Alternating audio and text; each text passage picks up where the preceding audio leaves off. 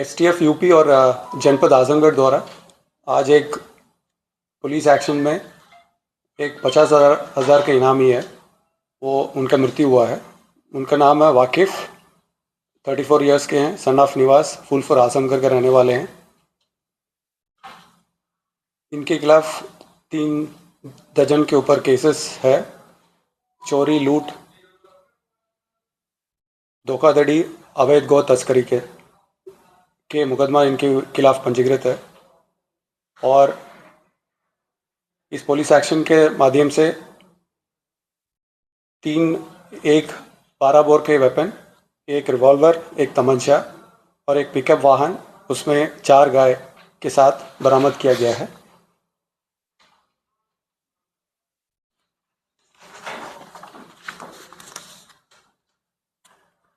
दूसरा वाला कार्य यूपी एटीएस द्वारा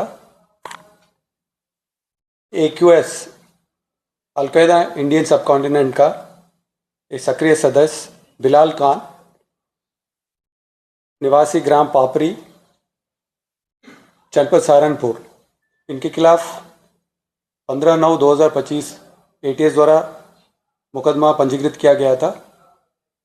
इनको 4/11 से ATS ने पुलिस कस्टडी में लिया गया था और उनसे पूछताछ किया जा रही है।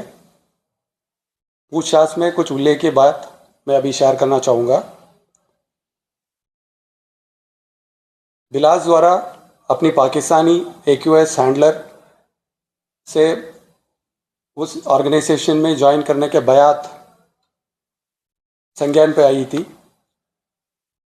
बिलाल द्वारा लगभग 4,000 पाकिस्तानी मोबाइल नंबरों से जुड़ा हुआ था और ये लगातार पाकिस्तानी AQS हैंडलर से संपर्क में था और उनके माध्यम से AQS की गतिविधि अंजाम देने के लिए निर्देशित प्राप्त हो रही थी। Bilal Khan, Osama bin Laden, Al Zawahiri, Asim Umar Sambhali और जैश ई मोहम्मद चीफ मौलाना मसूद अजहर के अपने आदर्श मानता था और उनके भाषण को मोटिवेट होकर उसको प्रसारित करता था। इसने एक अलग चैनल बनाया रखा था, उसी पे AQS इंस्पायर्ड ऑडियोज़, वीडियोज़ को शेयर करता था और लोगों को रिक्रूट करने का प्रयास कर रहा था। बिलाल AQS के सक्रिय सदस्य के रूप में सोशल मीडिया के माध्यम से ये कितना भी भारत सरकार को गिराने के एंटी कॉन्स्टिट्यूशनल मेथड्स, वायलेंट जिहाद को प्रोपेगेट करता था और ये चाहता था दैट थ्रू वायलेंट जिहाद एक एस्टैब्लिश गवर्नमेंट को ओवरथ्रो करने का ट्रेनिंग वीडियोस बनाकर लोगों से शेयर करता था। बिलाल द्वारा ऑपरेशन सिंदूर में मारे गए आतंकियों को शहीद और महान बनाकर भारतीय सेना का अपशब्द कहते हुए सेना विरोधी वीडियो शेयर किया था। बिलाल पाकिस्तानी सेना का समर्थन से कश्मीर को भारत से आज़ाद करने वाले चैट्स भी मोबाइल से मिली थी।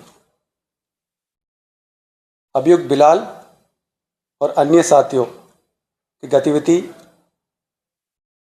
और सहयोग के बारे में पूछताछ जारी है।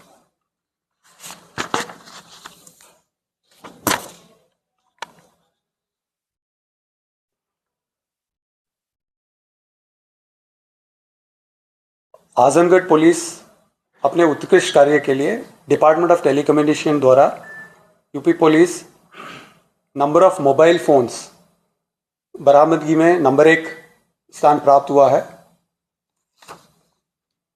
उत्कृष्ट कार्य के लिए उनको सम्मानित किया जाएगा शिमला में डिपार्टमेंट ऑफ टेलीकम्युनिकेशन माध्यम से। और इनके द्वारा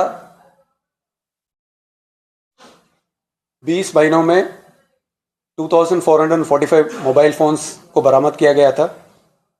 वो वर्ष 2024 में 1224 फ़ोन बरामद किया था। अब वर्ष 2025 में अब तक 1221 फ़ोन बरामद किया गया था।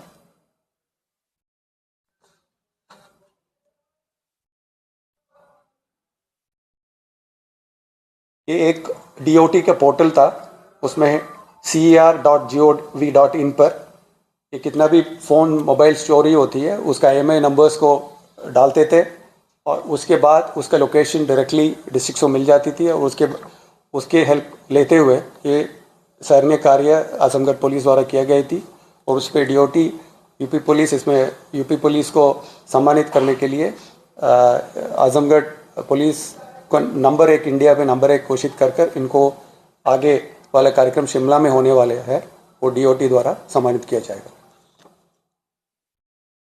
एक सवाल है,